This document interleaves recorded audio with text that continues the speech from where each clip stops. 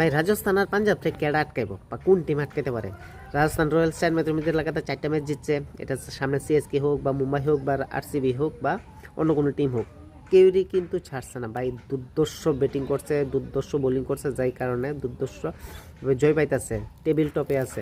পাঞ্জাব ভাই underdog team, মানে শেষের টিম, টপ অর্ডার হোক, মিডল অর্ডার হোক বা লোয়ার মিডল অর্ডার হোক, সবচেয়ে স্ট্রংগেস্ট একটা প্লেইং ইলেভেন আমি দেখতে পাইতেছি।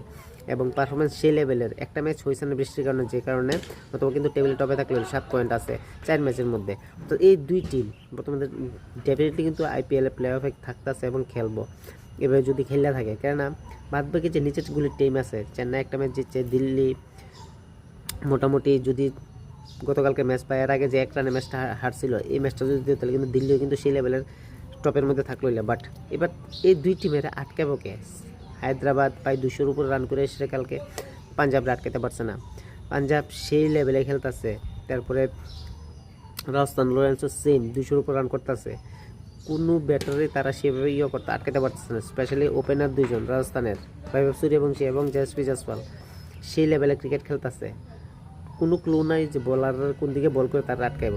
তো দেখা যাক তারা কে আটকে, তারা লাস্ট পর্যন্ত কি টেবিলের টপে থাকবো না থাকতো না। আমার মনে হয় ডেফিনেটলি রাজস্থান এবং পাঞ্জাব দুইটা টিম ডেফিনেটলি এবার টপের মধ্যে থাকবো, প্লেইং ফোরের মধ্যে লাস্ট যে ফোর আছে।